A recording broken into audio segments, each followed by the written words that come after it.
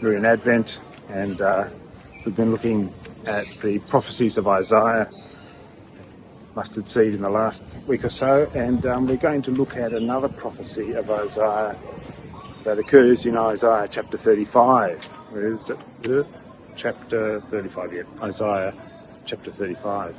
And it's a part of Isaiah that is addressed to the exiles about the time when they're being called to return from exile back into the promised land. But of course, that entails quite a unsafe journey across the wilderness, a place where there wasn't lots of resources or facilities, no 7-Elevens or truck stops, and it was actually a barren desert they had to negotiate, and it wasn't a really inviting kind of idea to head off into the wilderness back to a place that many of those who'd been in exile, or most of those who'd been in exile, nearly all of them in fact, had never been to, because the exile was 70 years and they were returning as a people to a place most of them had never been before.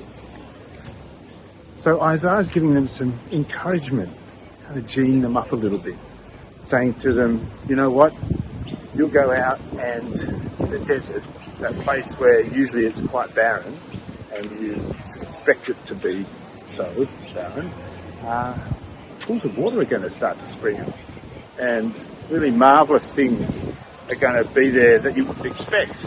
The place where the jackals usually live, which is a bit of a dark, sandy, dirty hole, is going to have grass and reeds, and there's going to be water flowing around and all sorts of things that are really just quite unexpected. And not only so, but as you go along, even those who previously were blind are going to be able to see, and those who weren't able to speak are going to call out for joy, and others who couldn't walk will leap and rejoice. So all sorts of amazing things are going to happen as you go out on this journey. You will actually meet God there, and there'll be a highway. Instead of a wilderness that you could easily get lost in and swallowed up by, you'll find a road prepared for you. And it won't have lots of people lying in wait that threaten you as you go along. It'll actually be a road where you'll be safe to walk along, because only the righteous will be on this road. And the whole of the creation will rise in response to your return to the place that was promised to you.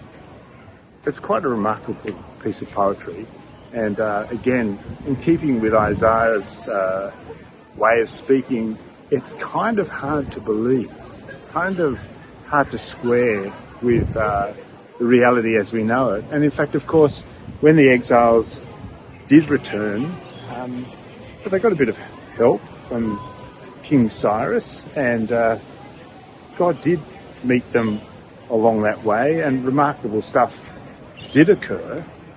Not quite as remarkable as they'd been hoping, I think.